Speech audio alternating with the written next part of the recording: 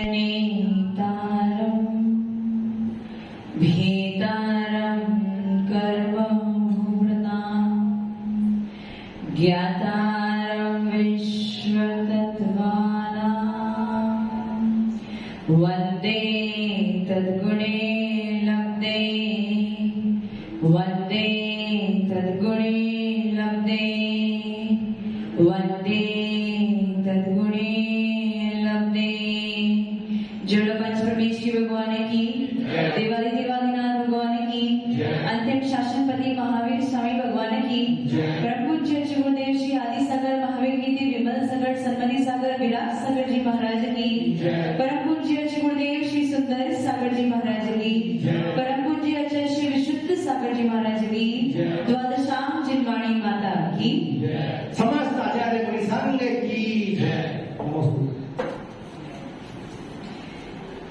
भीलवाड़ा में जिस दिन प्रवेश हुआ था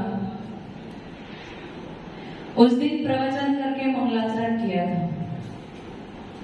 आचार्य भगवान कहते हैं जब भी स्वाध्याय प्रारंभ करते हैं तो उसके प्रारंभ में मंगलाचरण किया जाता है, मध्यम में मंगलाचरण किया जाता है और अंत में मंगलाचरण किया जाता है। प्रारंभ में मंगलाचरण इसलिए किया जाता है कि स्वाध्याय जो हो निर्विघ्न रूप से समाप्त हो, किसी प्रकार की विघ्न बाधाएं न। मध्य में मंगलाचरण इसलिए किया जाता है कि शिष्य पारंगत हो जाए, जो स्वाध्याय कर रहे हैं उससे शिष्य पारंगत हो जाए। और अंत में मंगलाचरण इसलिए किया जाता है कि जो स्वाध्याय किया है उसका फल आपको प्राप्त हो जाए। तो जिस दिन भीलवाड़ा में प्रवेश हुआ था उस दिन प्रथम प्रवचन किया था ये सोच के कि मंगलाचरण तो हमारा कुछ नहीं है। जब इतने बड़े बड़े दिग्गज यहाँ बैठे हैं, जब वो पिच पे वो 11 प्लेयर्स उतरते हैं तो 12-13 प्लेयर जो एक्स्ट्रा में होता है वो तो ऐसे ही रहता है। अब इतने बड़े बड़े दिग्गज प्लेयर के सामने यदि एक ऐसे ही छोटे मोटे प्लेयर को उतार दो तो उसमें कितना प्रेशर रहेगा। तो मंगलाचरण तो गुरुदेव ने ही किया, लेकिन फिर भी प्रथम मंगलाचरण जो था वो इसलिए था कि ये भीलवाड़ा का जो प्रवेश यानी जो प्रवास है वो कैसा हो जाए, निर्विघ्न रूप से समाप्त हो जाए, किसी प्रकार की बाधा उपसर्ग न आए। बीच में जितने भी प्रवचन हुए वो इसलिए किए गए थे ताकि आप इस मोक्ष मार्ग में अथवा श्रावक की चर्या में पारंगत हो जाए कि आपको अपनी चर्या का पालन किस प्रकार से करना है। और आज क्या है? अंतिम दिन है। और अंतिम दिन पे ये प्रवचन इसलिए किया जा रहा है कि 2 महीने में आपने जितनी सेवा करी है, जितनी मेहनत करी है, उसका फल क्या है? पुण्य की प्राप्ति। कैसा पुण्य? जो आपको भोग की सामग्री में फंसा है वैसा पुण्य नहीं, वो पुण्य जो आपको मोक्ष मार्ग पर लगा दे, उस पुण्य की प्राप्ति के लिए अंतिम प्रवचन किया जा रहा है। देव, शास्त्र, गुरु, 3 ही चीज है हमारे पास। हमारे जीवन में कितनी चीज है? 3 चीज। और इनको प्राप्त करने के लिए ये 3 चीज और सम्यक दर्शन, सम्यक ज्ञान और सम्यक चरित्र, ये 3 चीज, इन तीनों को प्राप्त करने के लिए पता नहीं कितने कितने भाव निकाल दिए इंतजार करने में कि कब इन 3 चीजों की प्राप्ति होगी।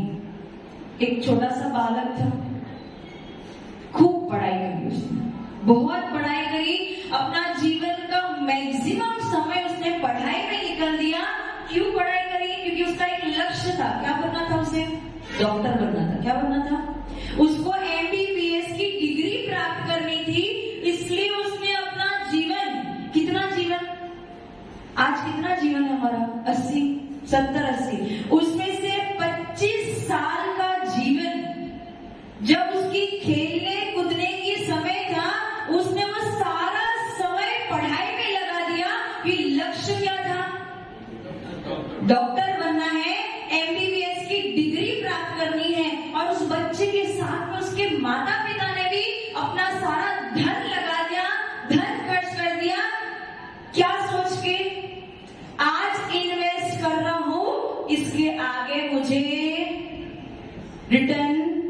बहुत मेहनत करी, बहुत समय गवाया, बहुत धन भी गवाया और उस बच्चे ने एमबीबीएस की डिग्री प्राप्त भी कर ली।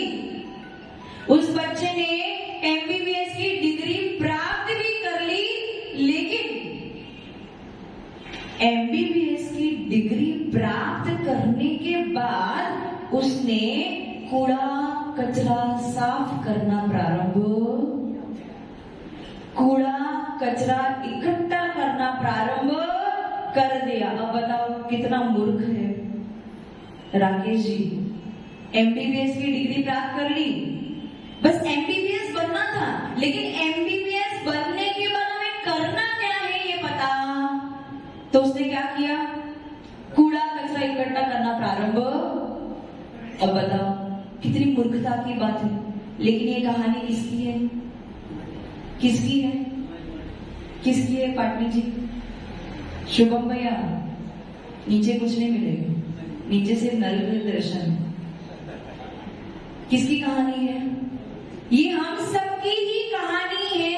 अनंत काल बिता दिए ये विचार करने में कि कब वो मौका मिलेगा कि मनुष्य भव की प्राप्ति होगी, कब वो मौका मिलेगा कि सारे आंगों बांग सही होंगे, कब वो मौका मिलेगा कि अच्छे जाति कुल में जन्म मिले, कब वो मौका मिलेगा कि उच्च गोत्र में जन्म मिले, कब वो मौका मिलेगा कि दिगंबर बोलने का जो अर्थ है वो समझ में आए, और कब वो मौका मिलेगा जब देव शास्त्र गुरु की शरण में बैठने का मौका।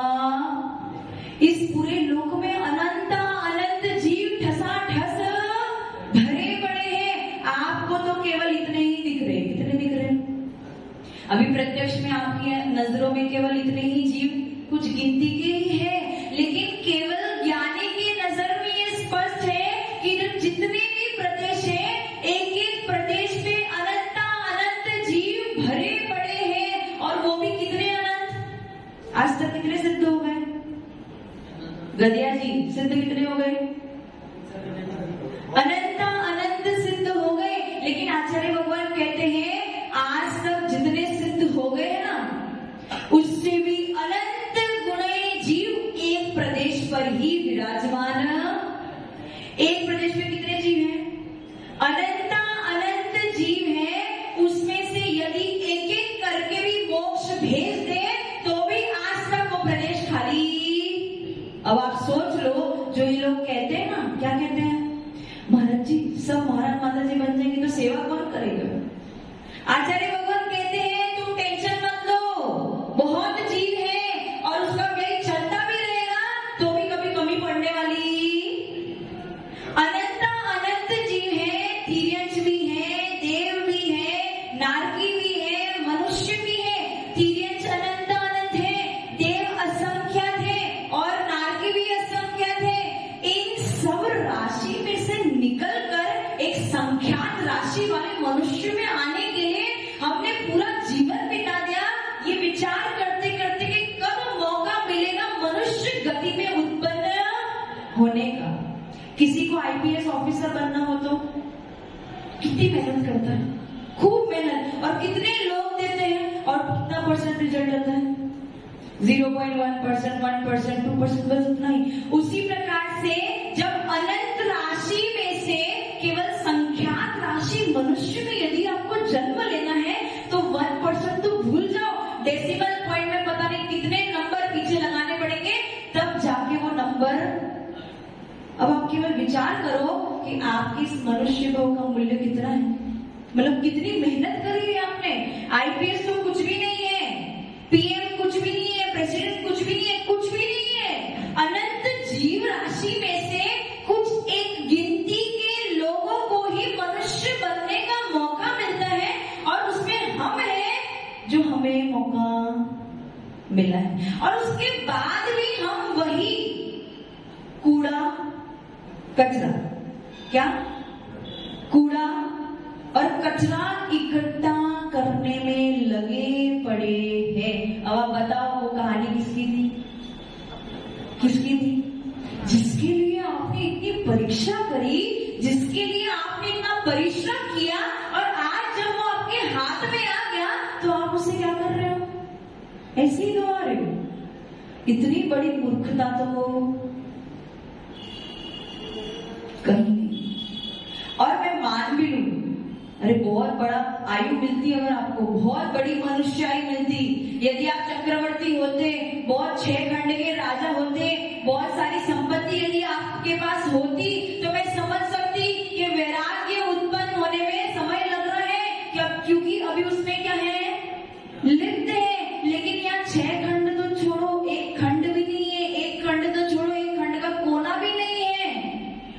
उस चक्रवर्ती की जो वैभव है, जो संपत्ति है, उसका एक रंच मात्र भी नहीं है, अब उससे भी आप नहीं छोड़ पा रहे हो। वो हंस जो होता है ना, हंस कहाँ रहता है? तालाब में। और तालाब में उसके साथ और कौन रहता है? कमल रहता है। कौन रहता है? कमल। और वो कमल की जो प्रवृत्ति होती है, वो हंस उसे बहुत अच्छी तरीके से जानता है। आचार्य गुणभद्र आचार्य आत्मानुशासन में ये उदाहरण देते हैं कि कमल भी पानी में रहता है और हंस भी पानी में रहता है। हंस कमल की प्रवृत्ति को बहुत अच्छी तरीके से जानता है, परंतु भंवरा नहीं जानता। फिर वो भंवरा क्या करता है? कमल पे आके बैठ जाता है, उसका रस चूसने लगता है और अपनी रसना इंद्रिय में इतना लिप्त हो जाता है कि भूल जाता है कि सूर्य अस्त हो गया है, कमल बंद होने वाला है, और अगर मैं इसमें बंद होगा तो मेरी मृत्यु हो जाएगी। भंवरे को इस बात का ज्ञान किसी ने सिखाया नहीं ना, इसलिए। परंतु क्या उस भंवरे को वो हंस दिख नहीं रहा है कि वो हंस उस तालाब में रहने के बावजूद, उस कमल के समीप में रहने के बावजूद उस कमल का भोग क्यों नहीं कर रहा? क्योंकि हंस उस कमल की प्रवृत्ति से वाकिफ है। यदि वो भंवरा देख रहा है कि हंस उस कमल को भोग नहीं कर रहे हैं और फिर भी अपने रसना इंद्रिय में लुप्त होके उस कमल को वो भोगने लगेगा, तो उससे बड़ा मूर्ख और कोई भी। ये आज 12 संत हमारे सामने, हम तो केवल मुख से बोल सकते हैं, चर्या तो आपको यहाँ पे देखनी है। बिना बोले इनकी चर्या के दर्शन से आपको सम्यक दर्शन की प्राप्ति हो सकती है। आचार्य भगवान कहते हैं, यदि आपको मोक्ष मार्ग पर आगे बढ़ना है तो केवल आपको 6 आयतन चाहिए। कितने आयतन चाहिए? देव, शास्त्र, गुरु, और देव शास्त्र गुरु को मानने वाले यानी उनके भक्त यदि इनकी संगति कर ली तो ये स्वयं आपको खींच के मोक्ष मार्ग पर ला देंगे। लेकिन गलती क्या करते हैं? गलत संगति कर लेते हैं। क्या करते हैं? और मैंने बहुत ही अच्छी कहावत सुनी थी, ये सुनी थी कि यदि आप धर्म की शिक्षा किसी लोमड़ी के पास लेने जाओगे तो आपको वही सिखाएगी कि मुर्गी चुरा के उसे मारना यही नेकी का काम हो। क्या बोला मैंने? यदि किसी लोमड़ी के पास धर्म की शिक्षा लेने जाओगे तो आपको क्या सिखाएगी? मुर्गी को चुराना और उसे मारना यही नेकी का काम है। इसीलिए कहते हैं हमें 6 आयतन चाहिए, 6 अनायतन नहीं चाहिए। कि जब 6 अनायतनों के पास जाओगे वो आपको गलत शिक्षा देंगे और उसी को आपको धर्म बता देंगे, और जब आप 6 आयतनों के पास जाओगे तो वो आपको सच्चे मोक्ष मार्ग का स्वरूप दिखाएंगे। वो जिनवाणी माता, क्या उपकार है उनका। पूरी दुनिया हमें कहती है कि तुम बुरे हो, बुरे हो, बुरे हो, लेकिन हमारी माँ जिनवाणी माँ हमें हमेशा ये दिलासा देती है कि हम सबसे अच्छे हैं, हम सर्वश्रेष्ठ हैं। कैसे? क्योंकि वो जिनवाणी माता ने ही तो हमें सिखाया कि हर जीव जो यहाँ बैठा है सबके अंदर में एक सिद्ध भगवान विराजमान। लोग कहते रहे, शत्रु कहते रहे, लेकिन ये देव शास्त्र गुरु के वचन है, ये एक माँ के वचन है कि मेरा लाल हमेशा हमेशा हमेशा अच्छा था, अच्छा है और अच्छा रहेगा। कभी वो हमारा साथ छोड़ने वाली। समय हमारा बुरा हो सकता है, लेकिन हम बुरे, ये संबल यदि किसी ने दिया है तो वो है देव शास्त्र गुरु। इसीलिए समय ज्यादा नहीं है, समय भाग रहा है और हमें गुरुदेव को भी सुनना है। इतना याद रखना कि हमें 6 आयतन चाहिए, देव शास्त्र गुरु और उनके भक्त। और सबसे बड़ी बात तो ये हो जाएगी, यदि उस आयतन में आप ही शामिल हो जाओ तो इससे और बड़ी बात, भक्त बन जाओ और भक्ति करो तो आपकी गिनती भी उस 6 आयतनों में आएगी और लोग आपके पास आएंगे सम्यक दर्शन प्राप्त करने के लिए। इसलिए 6 आयतनों के पास जाओ और 6 आयतन जैसे बन जाओ, और जिस दिन 6 आयतन जैसे बन जाओगे उसी दिन आपका मोक्ष मार्ग प्रशस्त हो जाएगा। जय ब्रह्म पूज्य गुरुदेव श्री सुंदर सागर जी महाराज की।